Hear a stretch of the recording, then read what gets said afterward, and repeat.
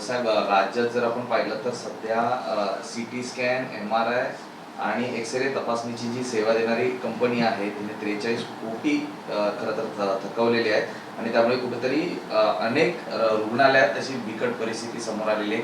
एक मंत्री म्हणून, भले आपलं ते खाता नाही, एक मंत्री म्हणून काय नेमकी उपाययोजना तातडीने करण्यासंदर्भात सूचना करावं? CT स्कॅन, MRI हे जे काही आहे ते सर्वसामान्याला परवडण्यासारखं केलं पाहिजे. मुळामध्ये माझ्या जिल्ह्यापुरतं सांगायचं तर मी 50% MRI CT स्कॅन करतो आहे आणि त्याची उर्वरित रक्कम ही मी DPCमधून देतो आहे. म्हणून सरकारवर भार येऊ नये.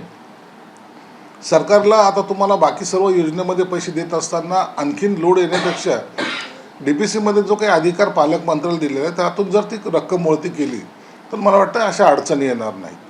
म्हणून थकबाकी वाढली की मग तिथलचे जे काही हॉस्पिटल्स आहेत किंवा इतर जे काही एजन्सी असतात ते नकार देतात आणि त्याच्यामुळे रुग्णाचे हाल सुद्धा होतात. दुसरीकडे आपण पाहतोय तर महायुतीत अनेक खडाजंगी ही आम्हाला प्रत्यक्षरित्या पाहायला मिळते. कोकणात तर पार टिपेला पोचलाय हा वाद महायुतीतल्या दोन पक्षाचा, म्हणजे भाजप आणि शिवसेनेचा. यावरती समन्वय समिती किंवा शिवसेना आणि भाजप यांच्यातली वरिष्ठ नेत्यांसंदर्भात काही हालचाली सुरू आहेत का? ज्या पद्धतीने हे गोष्टी सुरू आहेत त्यावर निवडणुकीच्या पूर्वीच देवेंद्र फडणवीस साहेब असतील किंवा एक शिंदे साहेब आणि अजितदादा याच्यामध्ये एक आचारसंहिता ठरली होती की तुम्ही इतर पक्षाचे लोक घेणं देणं आपसामध्ये ते करायचं नाही. दुसरी गोष्ट आहे की स्थानिक पातळीवर जी काही निर्णयाची प्रक्रिया राबवली गेली ना त्यामुळे झालेला हा गोंधळ आहे. आम्ही युती करा असं वारंवार सांगायचो. काही नेते सांगायचे की नाही, स्थानिक नेत्यांच्या मनावर त्या युती करायची की नाही हे ठरलं जाईल. म्हणून प्रत्येक ठिकाणी हे एकमेकाच्या विरोधात माणसं टाकलेली आपल्याला पाहायला मिळतात. दुर्दैवानं ही निवडणूक नगरपालिकेची कधी नव्हे एवढी चुरशीची झालेली आहे.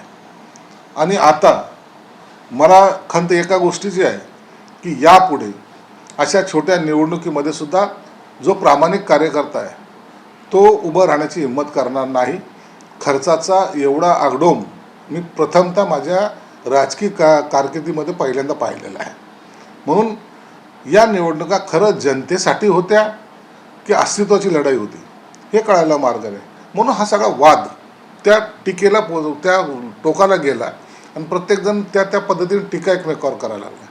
आता येणारी महानगरपालिका असेल, जिल्हा परिषद असेल, याचे सर्व पडसाद जे आहेत ना या निवडणुकीत निश्चितच होतील.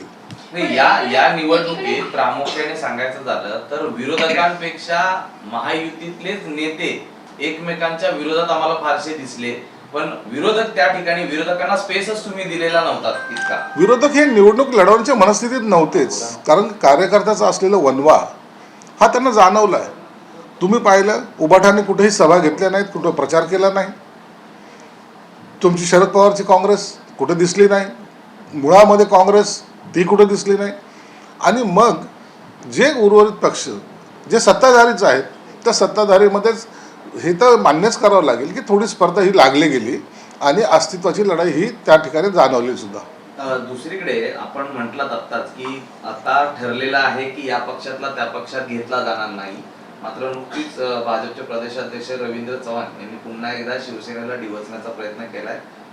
डोंबिवलीमध्ये दोन बडे नेते भाजपमध्ये प्रवेश करणार आहेत. एक संजय थरवाळकर आणि दुसरा त्यांचा मुलगा अभिजित आणि विकास देसले म्हणून यांचा पक्ष प्रवेश होतोय.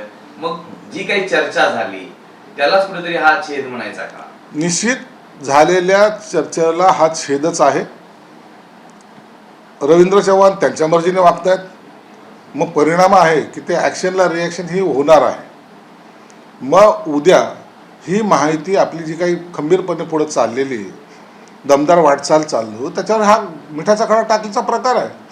आणि जर त्यांना जर समज देत नसाल तर हे प्रकार पुन्हा भविष्यात वाढतील. मग त्याचे काही दुष्परिणाम जे आहेत ते महायुतीला भोगावे लागतील. दुसरीकडे पण याच मुद्द्याला अनुसरून एकीकडे जर बघितलं तर चव्हाण यांना याच्या आधी देखील फडणवीस यांनी समजवलं असल्याचं वारंवार समोर आलेलं बघायला मिळालं. म्हणजे फडणवीस यांच्या एकूणच वक्तव्याला डावलून या सगळ्या गोष्टी करत आहेत का वाटतंय? त्यांच्यामुळे महायुतीमध्ये डिस्टर्ब मोठ्या प्रमाणात असं पण रवींद्र चव्हाणांनी खरं तर महाराष्ट्र फिरलं पाहिजे. तो डोंबिवली कल्याण याच्यापेक्षा बाहेरचं दिसतच नाही. प्रदेशाध्यक्ष आहात, बाहेर फिरा, थोडंसं चांगलं काम करा. आणि देवेंद्र फडणवीस साहेबांचं ऐकायचं नसेल तर तो तुमच्या पक्षाचा अंतर्गत प्रश्न आहे, आम्ही त्याच्यावर काही बोलणार नाही. परंतु निश्चित एवढंच सांगतो की आमच्या कार्यकर्त्याला जर डिस्टर्ब करायचा प्रयत्न केला तर त्यामुळं मग आम्हालाही त्याच पद्धतीने उत्तर द्यावं लागेल. वसई विरार महानगरपालिका काल पक्षप्रवेश या संदर्भात होता, तर वसई विरार महानगरपालिका भाजपच्या हाती द्याचं स्पष्टपणे त्यांनी त्या ठिकाणी म्हटलेलं बघायला मिळालं. महायुती हा उल्लेख त्यांनी टाळला.